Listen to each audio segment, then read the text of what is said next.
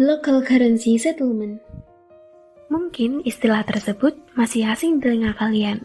Ya, LCS dapat diartikan pula sebagai penggunaan mata uang lokal untuk penyelesaian transaksi perdagangan bilateral. Bank Indonesia berupaya dalam menjaga kestabilan nilai rupiah dengan cara mendorong penggunaan mata uang lokal. Dalam hal ini, Bank Indonesia bekerja sama dengan Bank Sentral atau Badan Otoritas Moneter negara lain.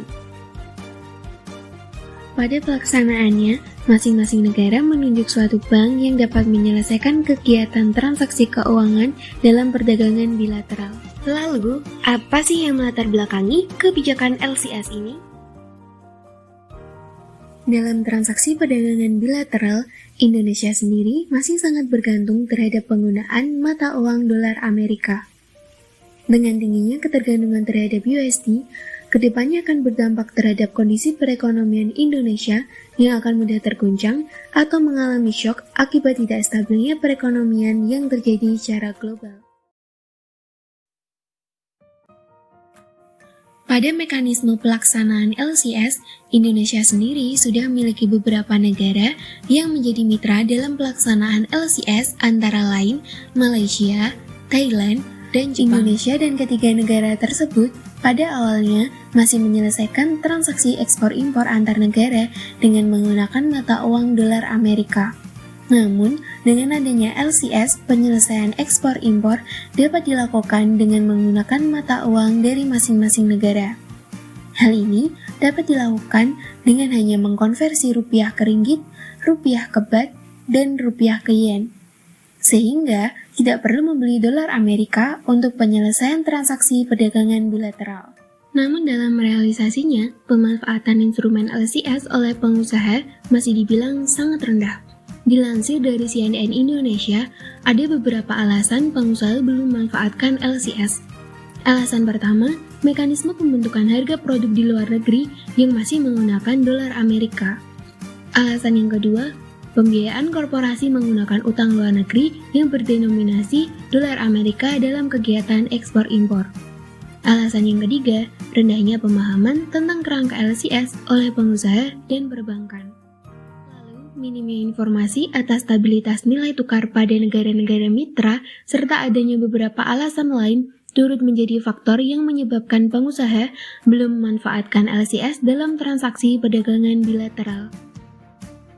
Selanjutnya, dalam pelaksanaan LCS, ada pihak bank yang ditunjuk oleh Bank Indonesia bersama Bank Sentral atau Otoritas Moneter di negara mitra yang akan menjadi pihak dalam pelaksanaan transaksi mata uang yang disebut dengan Appointed Cross Currency Dealer Bank atau Bank ACCD pada masing-masing. Bank yang ditunjuk sebagai Bank ACCD pada masing-masing negara diharapkan dapat melakukan beberapa transaksi antara lain melakukan pembukaan rekening dalam mata uang lokal maupun mata uang negara mitra, melakukan transaksi rupiah terhadap mata uang negara mitra, melakukan pembiayaan dalam mata uang negara mitra, serta melakukan transfer dana.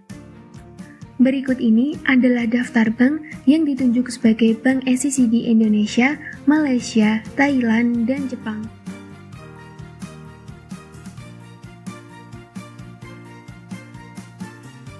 Tabel yang pertama ini berisi daftar bank ACCD antara Indonesia dengan Malaysia.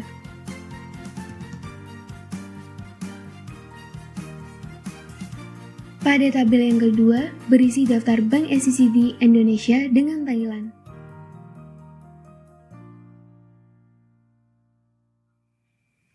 Dan pada tabel yang terakhir ini, ada daftar bank ACCD Indonesia dengan Jepang.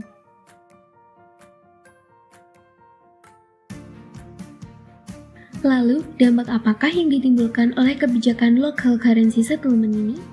Dengan kebijakan ini, kedepannya diharapkan akan lebih banyak pelaku eksportir maupun importir pada masing-masing negara yang menggunakan kerangka transaksi LCS dalam menyelesaikan kegiatan perdagangan bilateral tersebut. Dengan demikian, akan berdampak terhadap harga mata uang ringgit, baht, dan yen terhadap rupiah, sehingga kurs akan menjadi lebih baik dan stabil, dapat menjaga likuiditas mata uang masing-masing negara, serta dapat dijadikan alternatif investasi mata uang asing selain dolar Amerika yang diperuntukkan untuk pihak perbankan dan eksportir.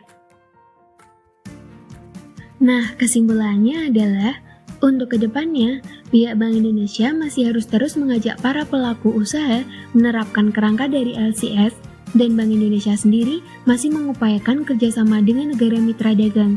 Jika hal tersebut dapat dilakukan dan dapat dilaksanakan oleh sebagian besar pengusaha, maka akan membantu memperkuat nilai mata uang rupiah dan dapat mengurangi ketergantungan nilai tukar rupiah terhadap dolar Amerika.